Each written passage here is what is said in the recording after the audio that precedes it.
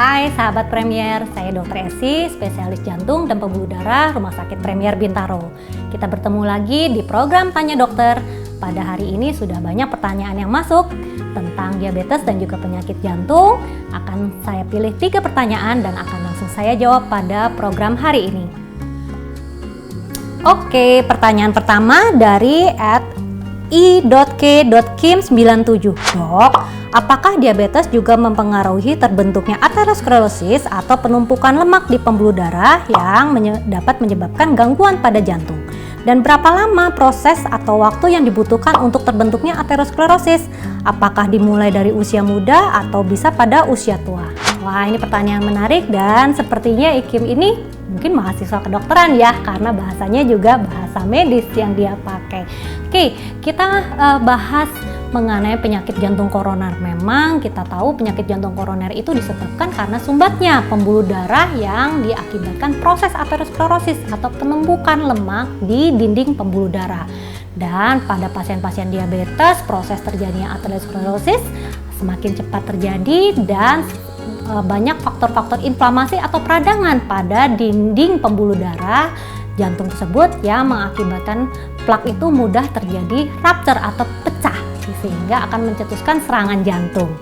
Oke, nah dikatakan berapa lama? Memang dari penelitian dikatakan bahwa penumpukan plak, kolesterol, lemak itu sudah dimulai pada dekade kedua pada usia manusia ya, jadi sekitar umur usia 20-an, dan itu akan semakin meningkat dengan bertambahnya faktor risiko dan akan mencapai puncaknya bisa terjadi penumpukan aterosklerosis pada usia di atas umur 40 tahun. Sehingga memang dianjurkan kita melakukan screening, pemeriksaan laboratorium dan juga screening kesehatan mulai dari usia dini.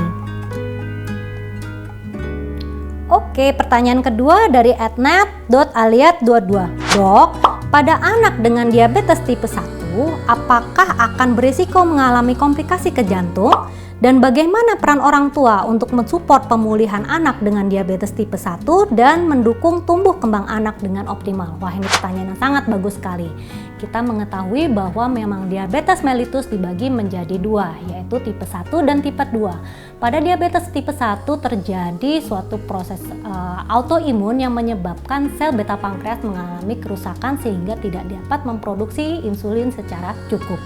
Nah, insulin itu gunanya untuk apa? Insulin adalah sebagai anak kunci untuk memasukkan glukosa ke dalam sel supaya sel itu dapat bermetabolisme dan menggunakan gula tersebut sebagai energi.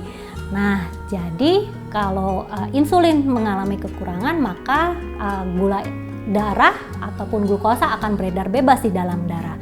Sedangkan diabetes tipe 2 adalah akibat beta pankreas tidak bisa menghasilkan insulin secara cukup dan akan terjadi resistensi insulin, sehingga sama-sama akan mengakibatkan gula darah meningkat di dalam darah. Nah, apa yang akan harus kita monitoring pada anak-anak? Ini tadi kita harus memaintain gula darah secara terkontrol dengan gula darah puasa kurang dari 126 dan gula darah setelah makan kurang dari 200, dan kita melakukan pengecekan HbA1c setiap 3 bulan.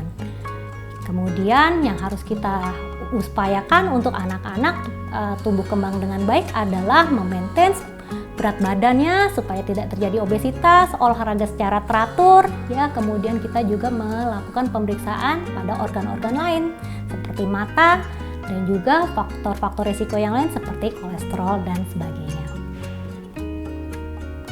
Kita sampai pada pertanyaan terakhir dari Susanaka 26. Dok, apakah ibu hamil dengan diabetes gestasional lebih berisiko mengalami gangguan jantung?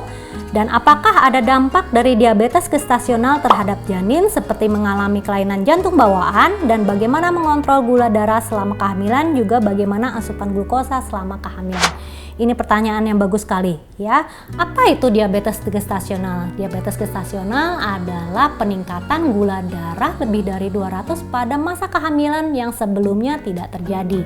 Jadi pada wanita yang mengalami diabetes gestasional memang dari penelitian dikatakan bahwa mempunyai risiko 5-7 kali lebih tinggi terjadinya serangan jantung dibandingkan dengan wanita yang tidak mengalami diabetes gestasional.